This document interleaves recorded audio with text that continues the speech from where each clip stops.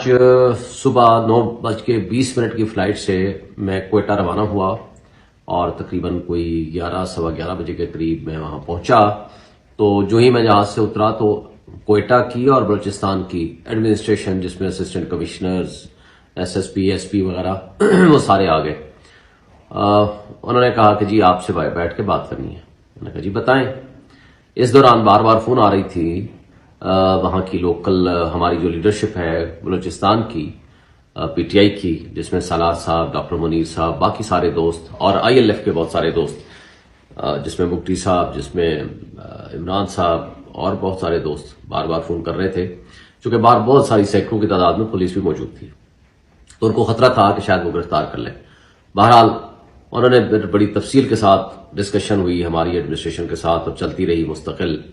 تو انہوں نے 2 آپشن دیے کہ یا تو آپ کو 3 MPO کے تحت اگر آپ باہر جاتے ہیں تو ہم آپ کو گرفتار کر کے لے جائیں گے، جس کے ذریعے ہمیں آپریشن وہاں باہر کھڑے ہوئے لوگوں کے ساتھ بھی کرنا پڑے گا، اور دوسرا یہ ہے کہ آپ کو ہم ود فل فورس واپس بھیجیں گے یا کوئٹہ یا کراچی یا لاہور، اور اگر اسلام آباد کی فلائٹ ہے تو اس میں بھی بھیج سکتے ہیں. بہرحال میں نے کہا ٹھیک ہے جی، اب کیا کروں. میں نے کہا میں بات کروں گا. میں نے لوکل لیڈرشپ سے بات کی اور سیکرٹری جنرل صاحب سے بھی بات کی اور گوہر صاحب ہمارے جو موجودہ چیئرمین ہیں ان سے بھی بات کی. ان سب کے فون آ رہے تھے، ظاہر میڈیا میں یہ بات خبر پھیل گئی.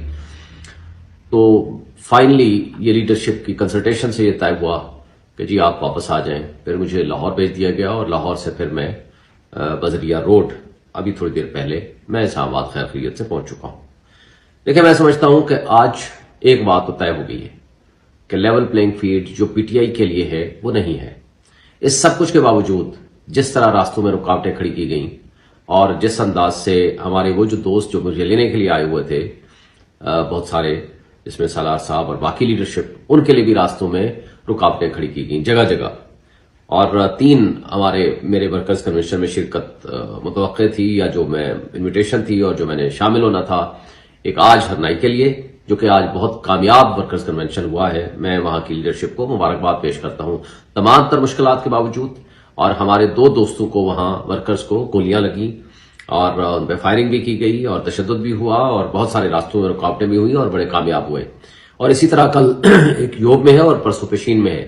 میں سمجھتا ہوں کہ وہاں کی جو پی ٹی آئی لیڈرشپ ہے اور وہاں کے جو ورکرز ہیں اور عوام ہیں اور جو لوگ ہیں، آج بھی عمران خان کے ساتھ کھڑے ہوئے ہیں، آج بھی وہ پی ٹی آئی کے ساتھ کھڑے ہوئے ہیں. تو یہ ایک بہت بڑی بات ہے کہ آج جتنی رکاوٹیں، جتنی مشکلات پیدا کی جا رہی ہیں، اس سب کچھ کے باوجود لوگ عمران خان کے ساتھ کھڑے ہیں.